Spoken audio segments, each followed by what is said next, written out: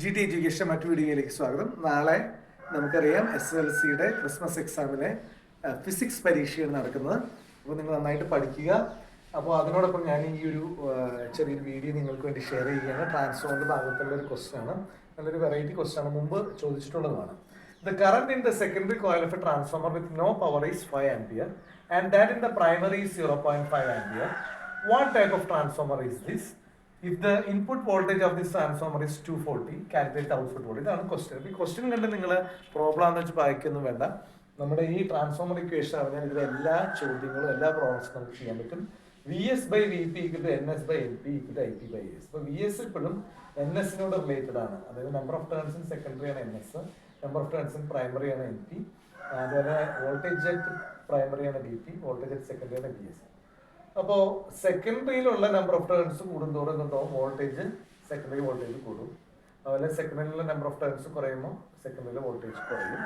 പ്രൈമറിയിൽ number of turns കൂടുമ്പോൾ പ്രൈമറിയിലെ voltage കൂടും. Primary number of turns കുറയുമ്പോൾ പ്രൈമറിയിലെ വോൾട്ടേജ് കുറയും.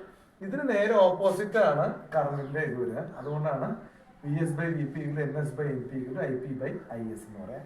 IP എന്ന് പറയുന്നത് പ്രൈമറി കോയിലിന്റെ കറണ്ട്, ട്രാൻസ്ഫോമറിന്റെ IS എന്ന് പറയുന്നത് സെക്കൻഡറി കോയിലിന്റെ കറണ്ട്. അപ്പൊ നമുക്ക് ചോദ്യത്തിലേക്ക് വരാം.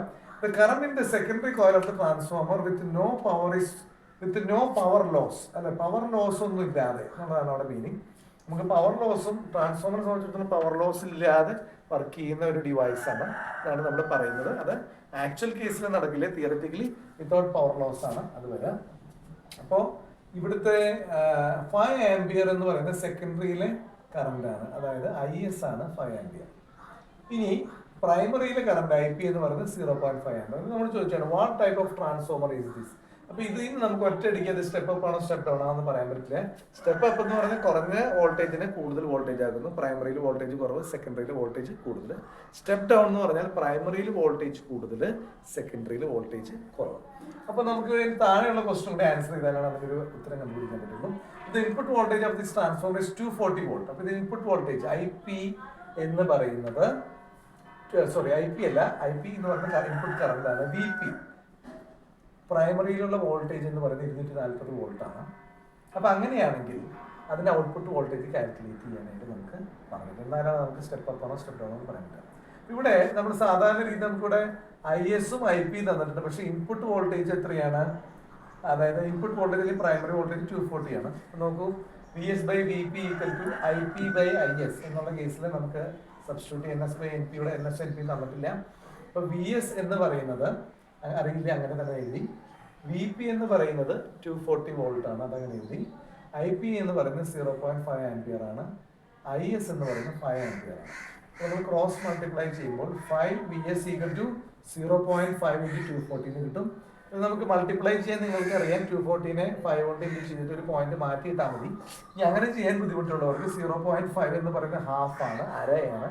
അപ്പോൾ 1/2 ആണ് 0.5. 1/2 240, അതായത് 240യുടെ പകുതി. 240യുടെ പകുതി 1/2 ആണ്. 5 VS ഈക്വൽ ടു 120 വരും. അപ്പോൾ VS ഈക്വൽ ടു എന്ത് വരും? 120/5. കാരണം ഇവിടെ 5നെ ഇൻറ്റു ചെയ്തേക്കാണ്, ഈക്വലിൻ്റെ അപ്പുറത്ത് വരുമ്പോൾ ഡിവൈഡ് ചെയ്യണം. 120/5 എന്ന് പറയുന്നത് നമുക്ക് എന്ത് ചെയ്യാം? ഡിവൈഡ് ചെയ്ത് നോക്കാം. 120/5, ഇവിടെ 2 5s are 10, balance 2 4.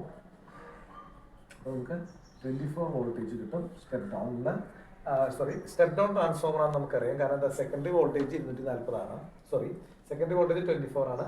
Primary voltage ഇവിടെ വരുന്നത് 240 ആണ്. സെക്കൻഡറി വോൾട്ടേജ് നമുക്ക് കിട്ടുന്നത് 24 വോൾട്ട് 24 ആണ്. അപ്പോൾ സെക്കൻഡറി വോൾട്ടേജ് കുറവാണ്. അപ്പോൾ അതുകൊണ്ട് ഇത് സ്റ്റെപ്പ് ഡൗൺ ട്രാൻസ്ഫോമർ ആണ്. ഓക്കെ, അപ്പോൾ ഇതാണ് ഈ ഒരു ചോദ്യത്തിലൂടെ ഇതുമായി ബന്ധപ്പെട്ട കറണ്ടിന്റെ റേഷ്യോ ഞാൻ പറഞ്ഞു. ചിലപ്പോൾ കറണ്ട് കാൽക്കുലേറ്റ് ചെയ്യാൻ നിങ്ങൾ ചോദിക്കുന്നുണ്ടാവാം. ചിലപ്പോൾ number of turns NS തന്നിട്ടുണ്ടാവും, NP തന്നിട്ടുണ്ടാവില്ല. അത് കാൽക്കുലേറ്റ് ചെയ്യാൻ ചോദിക്കുകയാണെങ്കിൽ VS by VP NS by NP മാത്രം എടുത്താൽ മതിയാവും. ഇനി വോൾട്ടേജും കറണ്ടും തമ്മിലുള്ള റിലേഷൻ ആണെങ്കിൽ ഇങ്ങനെ എടുക്കുക. അപ്പോൾ ഇത് വെച്ചിട്ട് നമുക്ക് പ്രൈമറി കറണ്ട്, പ്രൈമറിയിലെ voltage, number of turns primary എന്ന് പറഞ്ഞാൽ സെക്കൻഡറിയിലും വോൾട്ടേജും കറണ്ടും നമ്പർ ഓഫ് ടേൺസ് ഒക്കെ ഈസി ആയിട്ട് കണ്ടുപിടിക്കാം. ഈ ഒരു ഇക്വേഷൻ മാത്രം ഓർത്തിരുന്നാൽ മാത്രം മതി. നമ്മൾ ശ്രദ്ധിക്കേണ്ട കാര്യം, നമ്മുടെ പവർ സ്റ്റേഷനിൽ നിന്ന് വരുന്ന ജനറേറ്റ് ചെയ്യുന്ന വോൾട്ടേജ് എന്ന് പറയുന്നത് വലിയ വോൾട്ടേജ് ആണ്.